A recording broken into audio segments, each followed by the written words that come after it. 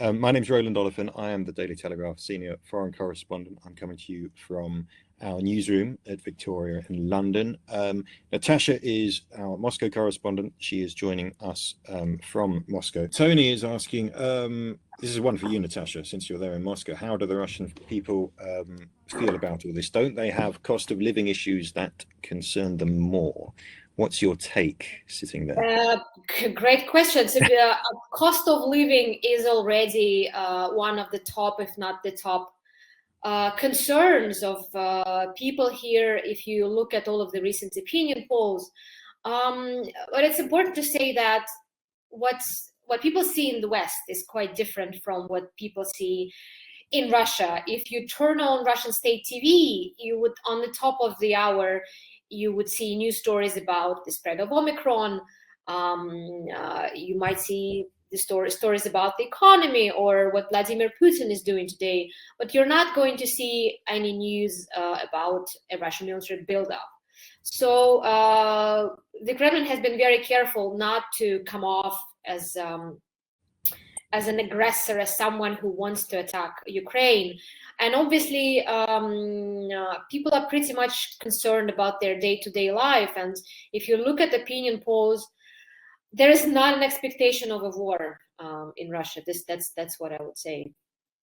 Which is really interesting. I just want to pick you up on that because you and I both covered the last war. I mean, the wars continue really, but the 2014, 2015, the annexation of Crimea, the war in Donbass, the Maidan that preceded that, and we both remember the just enormous levels of effort the Kremlin put into domestic propaganda, pumping out this message that basically they're refighting the Second World War, that the Nazis were coming and we had to, Russian people needed to act now to prevent a genocide, basically. And from what you're saying, sitting there in Moscow, it's just not the same this time. You're not seeing on state TV that kind of messaging, this kind of obvious preparing of the population for a conflict. Exactly. I would say that's the biggest contrast, and that's something that might you give a hope that there won't be a large military operation, because 8 years ago we saw Russian state TV and propaganda essentially carpet bombing Russians for months before Crimea, whipping up the frenzy about Nazi sympathizing Ukrainians bent on invading Crimea and killing Russian speakers. So that was the environment in which the annexation happened. And the annexation, as we know, happened without a single shot. It happened on a peninsula, which was where the majority of the population was receptive to those calls, where people also watched the same Russian TV. This time we're not seeing this level of preparation on TV at all. Which is strange because, just to recap where we are, if we listen to the assessments coming out of the United States and London, and actually, interestingly, most of the most alarming assessments are coming from those Western capitals, we could be in the brink of the largest land war in Europe since 1945. We're talking about something in the region of 120,000 Russian troops storming all across Ukraine.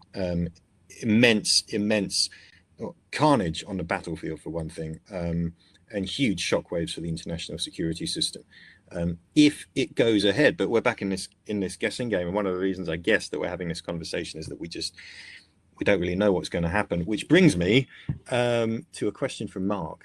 He says, from a Russian perspective, is this their equivalent of the Cuban Missile Crisis?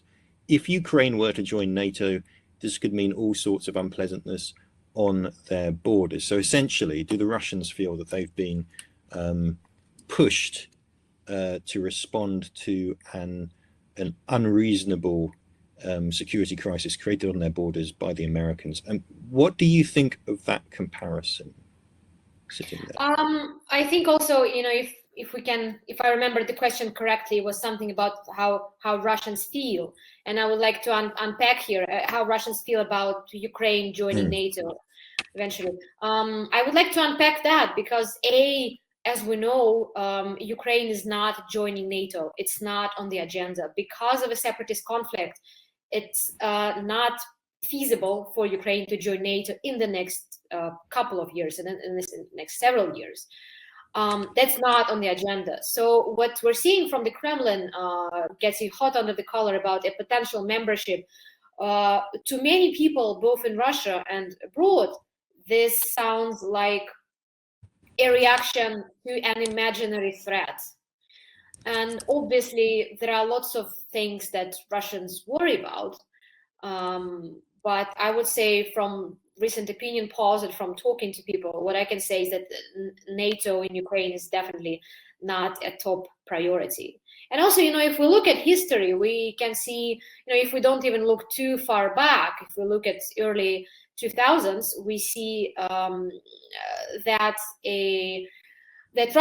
Russians' view of NATO was quite positive, and that we shouldn't forget that it's been 30 years since the fall of the Soviet Union, and the same attitudes that were around, say, in the 70s and 80s, they were not. People thought quite differently and believed in different things in the 90s and 2000s here. And I think that question of intention is at the center of all these debates. Is Vladimir Putin looking for a pretext for a war? Exactly. Or is he literally trying to scare the West into something that Russian diplomats have been talking about for 30 years or so, especially in the hawkish side of things, revising what they think was an unfair post-Cold War settlement, basically. And speaking about post-Cold War settlement, Roland, I just saw a nice question from Dave here, who asks, what is the potential compromise from EU, NATO to stop any invasion of Ukraine and allow Putin to look strong and not lose face back in Russia? Maybe you could speak a little bit about sort of security demands and the concession that we've heard from NATO in recent weeks. Concessions from NATO. I mean, here's the basic problem, right? So on paper, everything that Russia is demanding is absolutely undeliverable from NATO. So essentially, all these things: end the open door policy, roll back, your forced posture to 1997. All these things, which are absolutely anathema. That's what the West says. The Russians say, come off it, don't be ridiculous. Of course you can do it, and we're serious, and something's got to change. I think what NATO is hoping, what the diplomats are hoping, is that this is a maximalist kind of negotiating position. Actually, the Russians are going to kind of unpack this a little bit, and they'll say, okay, we know we're not going to get all that, but we could talk again about a conventional forces in Europe treaty, which would the Russians would have a certain number of tanks this side of the Ural Mountains, and we would have a certain number of tanks this side of the Rhine. These kind of regulatory systems which were developed in the Cold War, which they kind of hark back to. The trouble with that is that Russian diplomats like Sergei Lavrov, I think probably Putin himself, I can't remember if he's commented this openly, but the message is pretty clear. We don't want to get bogged down in these details. We're not interested in that. What we want to do is to clearly put this big strategic question on the table, and we do not want to get bogged down in these specifics. And frankly, I don't really see at this point how that gap is going to be bridged unless there is some give and take on either side. To build up on that, there was a comment from Eleonora who actually quoted Ukrainian President Zelensky, who called for calm and played down, and he played down the threat of invasion. So Eleonora is asking us, is he downplaying the danger? And even better, do you agree the international media is spreading panic? Are you spreading panic, Natasha? Are we spreading panic? Yeah, that's a fair question to ask, and I have to say that if we need to maybe go back a little bit, 8 or 9 months ago to April last year, when we first started seeing reports, seeing pictures and footage on social media of Russian military convoys of heavy weaponry being moved to the west of the country, close to the border with Belarus and close to the border with Ukraine. And way before all of the commentators weighed in, we heard from military experts who pointed to the fact that that amount of troops and the amount of time they were staying in those border areas was quite unusual.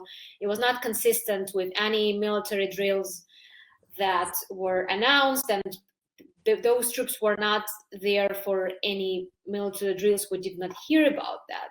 Now, those troops were, at least some of them were pulled back in April following a phone conversation between Putin and Biden, and they were back where they were in April in October. And we have been seeing train loads of heavy weaponry moving across Russia, often across time zones from eastern Siberia all the way to the border, close to the border with Ukraine and Belarus. And obviously these are developments that one cannot ignore. We haven't seen that large concentration of troops in a very long time. I struggle to say when was the last time we saw that.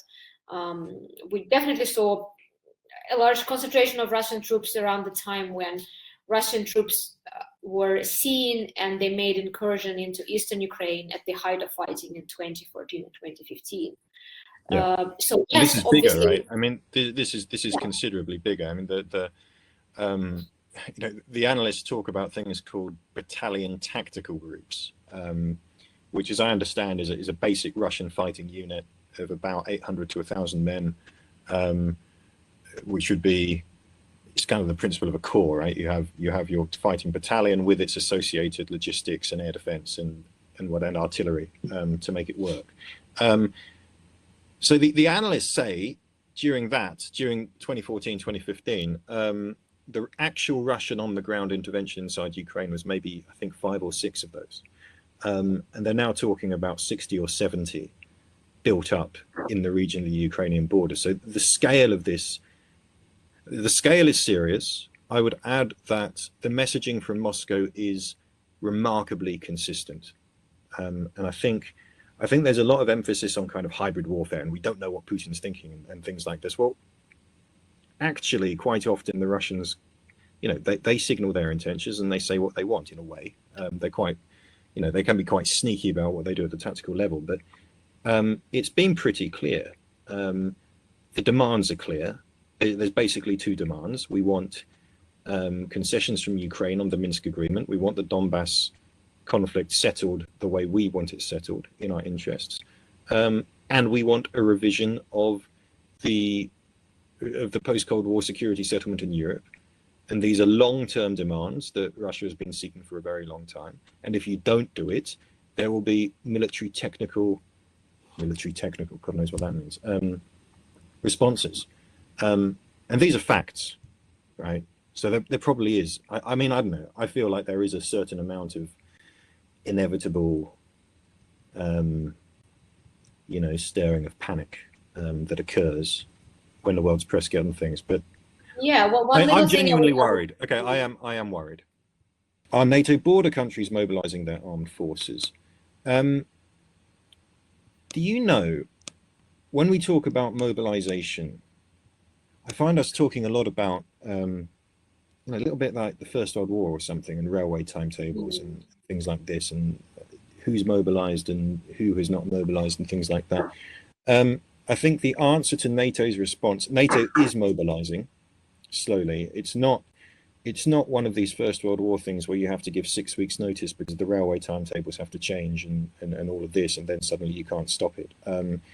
You're seeing, I think, Spain sending ships to the Black Sea, aircraft being deployed to Romania and Bulgaria, a general move announced yesterday to reinforce the eastern flank of NATO. And the Americans obviously saying that they are considering, well, they put 8,500 troops on standby, as Natasha mentioned. And the purpose of that, I think it's worth being clear. I mean, as far as I'm aware, the purpose of that is not to fight Russian troops. The purpose of that is to provide reassurance to the Eastern allies. It is deterrence to prevent this conflict from spreading beyond Ukraine if, in the event that it could. And there's also, there's also this thing about making sure there's a unified response. If you look at NATO right now, I think there's a huge split between the United States, Britain, the Baltic states, Poland, and places like Germany and France. And I don't think you should underestimate how worried places like the Baltic states and Warsaw are about this. I think they are, this is an existential moment for them. And if they weren't to see serious moves from, the Western members of of NATO to reinforce them, potentially they would take their own kind of action, and you'd have even further kind of fragmentation of the alliance. So that's how I would read that deployment. Right. There's a good question I see from Dave asking about potential sanctions against Russia for invading Ukraine once again.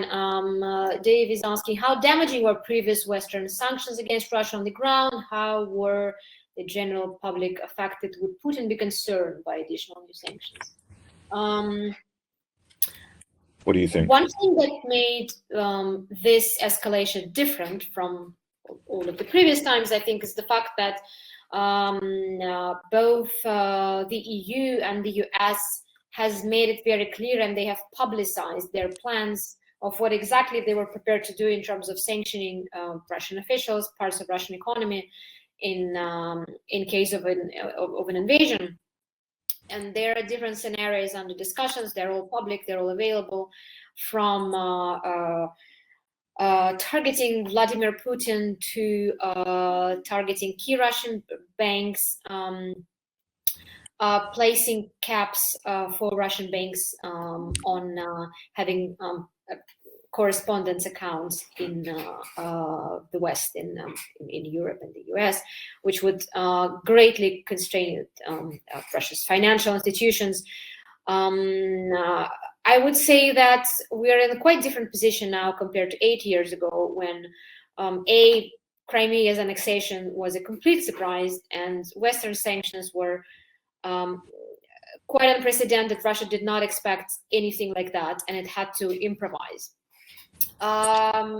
Pretty much Russia has been living under sanctions for 8 years now, and despite the fact that we haven't seen quite this scale of escalation. Recently, Russia has been preparing for any kind of external shocks, as they call it, including setting up its own payment system, setting up its own interbanking payment system, cutting its dependence on the dollar, among other things, also shoring up public finances. Russia has a very professional and capable leadership of the central bank. You may say whatever you want about the people who are policymakers in Russia in terms of foreign and domestic policy, but Russia's public finances are in good shape, basically. In a perfect shape. Yeah. Russia's international reserves, meaning reserves in foreign currency, are now, I'm going to be wrong here, but I don't remember any figures off the top of my head, but Russia's foreign currency reserves are higher now than 8 years ago. Something around 600 billion, I think. Yeah. So but anyway, it's big. Yeah. In that sense, Russia is very well prepared, I think, and quite surprisingly, we haven't seen any sell-offs on the market until late last week, when we first saw Russian stocks tumbling. The ruble is on its way down. I think Russian markets lost something between 5 and 10% yesterday. But again, Vladimir Putin has made it very clear that foreign policy comes first for him, and no threat of sanction is going to deter him. At least this is what we saw. I mean, this is the big worry, isn't it? That for policymakers, that Russia has done its homework. Exactly. And it's ready, but it's built to a sanctions-resistant economy, and even if you're pretty sure he can take the cost. Even if you're threatening Moscow with what has been described as nuclear sanctions, including switching it off from the SWIFT banking transfer system. There was a good article in the Moscow Times, Russia's only English language newspaper, this morning, that quoted high-placed businessmen and business leaders, most of them speaking anonymously. But it's quite stunning that they all say that, we're prepared for the worst, not that we're anticipating it, but, we're prepared for the eventuality. No one is asking us what we think about it. They have already lost a lot on the stock market, even in recent days. So there is, it looks like there's a sense of resignation among the business community. And that's the lay of the land that we have seen for at least 8 years. We have seen that Vladimir Putin is consistently more concerned about his standing in the world, about his view of Russia's long-term interests and long-term security, rather than what he views as petty day-to-day business activities or economic growth. Yeah. There was a question earlier on about a chap living in Kiev, who makes the point that he doesn't think Ukrainians are going to just going to roll over.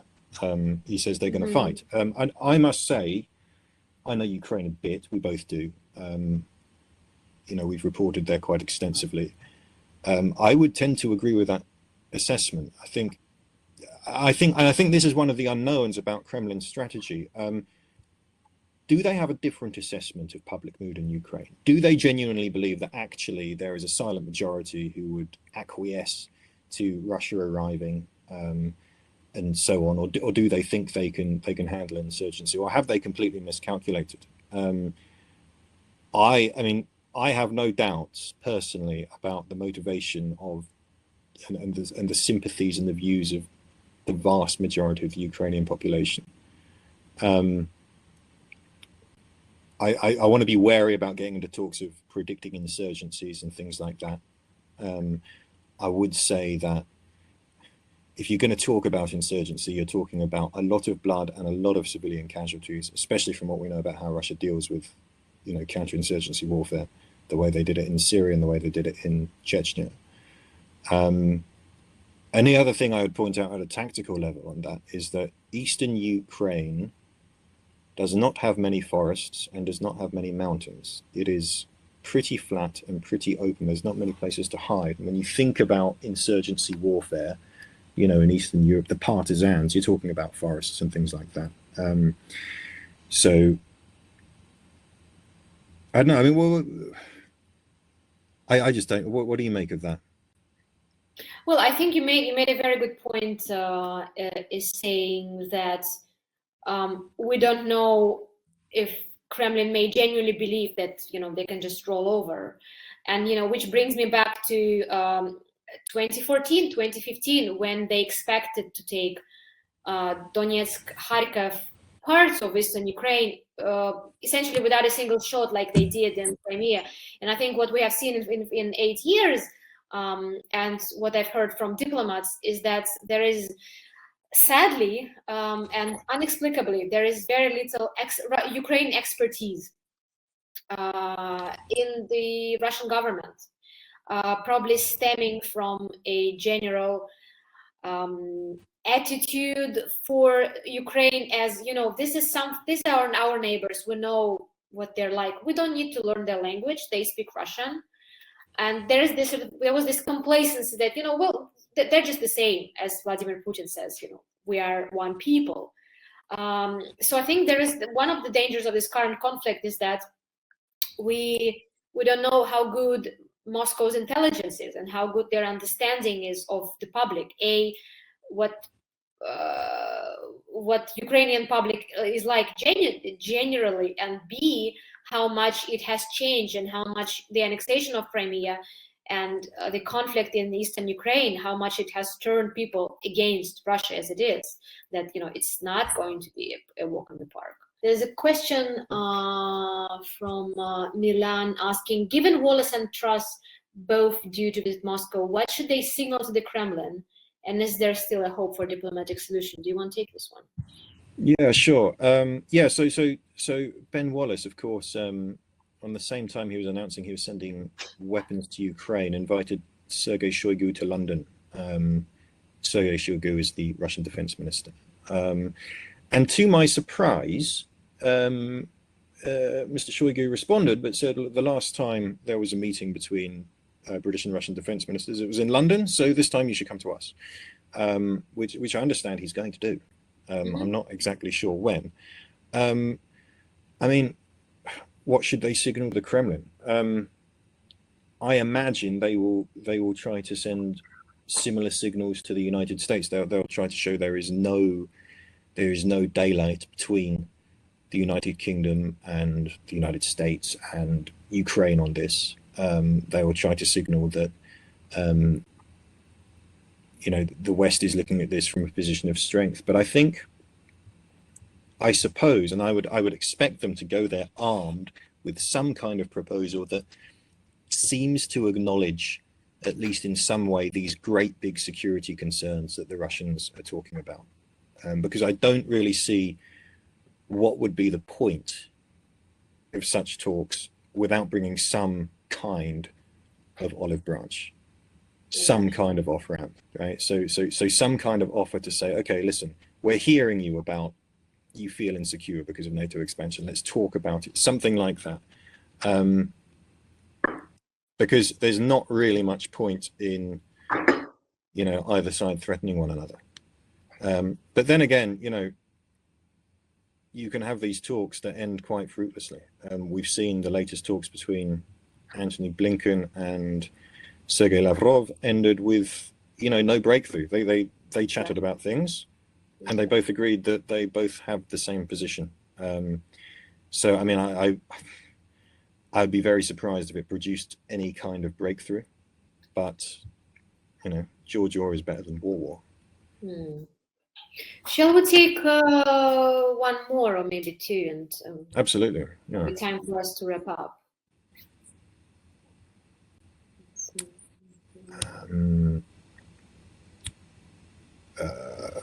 Why did Sweden send forces to Gotland? Asks John. The simple answer is, if you wargame a Russian attack on the Baltic states, first thing you do is you put an air defense unit, you capture Gotland, and you put an air defense unit in there to shoot down any NATO resupply flights. That is a long-standing kind of, Cold War theory. So I suspect the Swedes have reinforced Gotland purely as a precaution, as part of this general kind of, there is a very heightened sense of tension. Doesn't mean they're expecting an attack there, but as we're seeing people reinforcing their militaries all over the place. That's a simple answer to that.